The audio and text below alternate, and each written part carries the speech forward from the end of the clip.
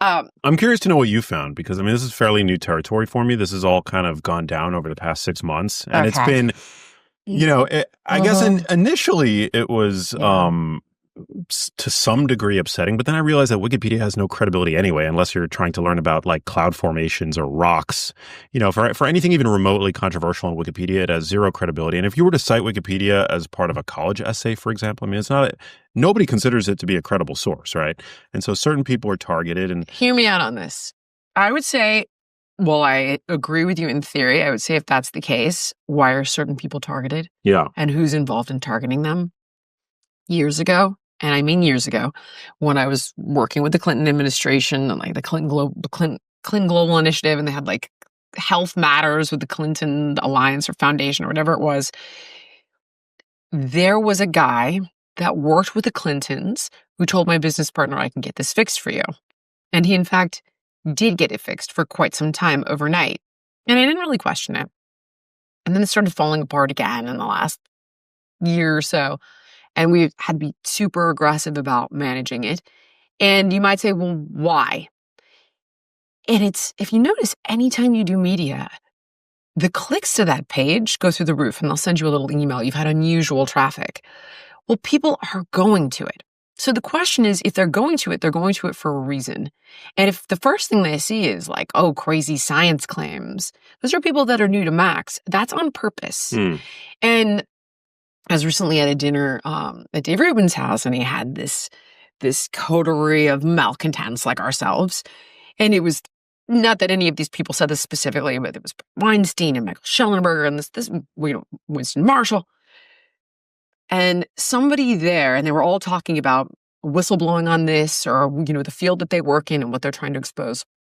And it's so help me God, I wish I had been paying closer attention because there was so many people, but one was saying that he's doing a complete expose on the corruption with Wikipedia. Good. And I was like, I got to talk to, and I never made my way over. But there is something so nefarious going on there. And I notice you get targeted when you are effectively making a difference. And of course, everybody knows you in this space, and but you're saying this is new, and I'm telling you, like, you must have hit a different level of impact then. Yeah. As the temps start to rise, I get that familiar urge to refresh my closet. But I am done wasting money on trendy pieces that I wear once, which is why I'm obsessed with Quince. The clothes are timeless, elevated, built to last, no insane markup. I'm talking about 100% European linen shorts and dresses that start at just $30. Italian leather platform sandals, luxe swimwear that looks straight off a runway but costs half of what you'd expect. Quince partners directly with top-tier factories, cutting out the middleman so you get designer quality at a price that actually makes sense. And they only work with ethical, responsible manufacturers who care about people and the planet. Personally, I stocked up on the linen tees and the tanks, and believe it or not, a killer summer dress. Occasionally, I do wear dresses. And honestly, it finally feels like my wardrobe matches my standards. Upgrade your wardrobe at quince.com. Luxury should never mean compromise. Team, give your summer closet an upgrade with Quince. Go to quince.com/Jillian for free shipping on your order and 365-day returns. That's QUINCE.com/Jillian to get free shipping and 365-day returns. Quince.com/Jillian.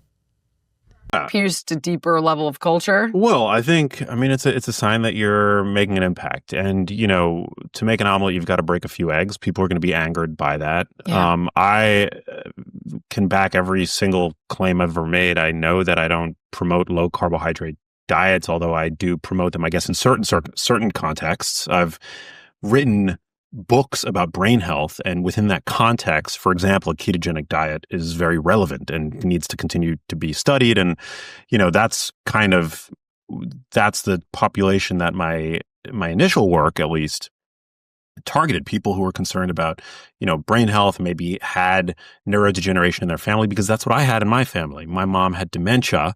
And so early on in my journey, when I realized that the pharmacologic interventions were of no utility, I started looking into the research surrounding ketogenic diets, which have been gold standard treatment for certain forms of epilepsy for a century. But of course, certain dietary tribalists will say, like those in the vegan camp, take strong issue with anybody who's promoting animal source foods as a healthful, thing to eat, and particularly low carb ketogenic diets, because that directly confronts their bias, which is for higher carbohydrate, lower fat approaches to diet. And so what's happened with my Wikipedia page is that it has seemingly been taken hostage by a cabal of woke vegan. Actually, one of the primary. That's what I'm trying to tell you. Yeah, one of the primary. You're taking on a much bigger thing than woke vegans. I don't even care. I mean, to be honest, when I'm vetting somebody for my podcast, just as an example, I never look at their Wikipedia page. I find them on Instagram. I see what they're posting about, what their latest, I maybe see what books they have out. Like, defer to your common sense, maybe, that grass-fed beef. Exactly. And like, totally great for you. Yeah. And the way that you know me, and you went to my Wikipedia page and you right away saw through the charade of propaganda that's on there. I mean, it really. I would say, though, it's not woke vegans, which is really the point I'm trying to make. You recently exposed, and I didn't do a deeper dive on what you were saying because it's a pretty big revelation.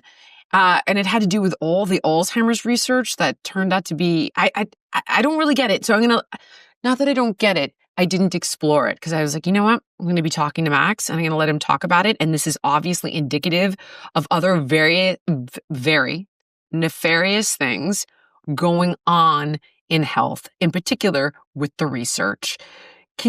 What is this? I saw you do this whole expose on this online.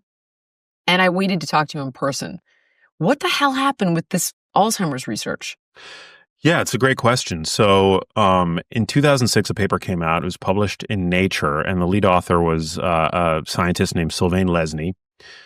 He was a University of Minnesota researcher who published a paper seemingly linking a subtype of amyloid beta to cognitive decline. Right. The Alzheimer's plaques. Right. Yeah. So everybody knows, or many people know at this point, that Alzheimer's disease is characterized in part by the presence of two features: amyloid plaque in the brain. So kind of like the plaque on your teeth, they see it in the extracellular space around neurons in the brain of a cadaver a person who's died due to Alzheimer's disease, and then tangles of these neurofibrillatory, I can never pronounce this word, fibrillatory proteins and tau. And, you read these words all the time, and then the minute you try to get them out of your mouth. I still can't say ghrelin. Ghrelin. Basically, they're proteinopathies, so misfolded proteins, and then this aggregation of this plaque that's become insoluble.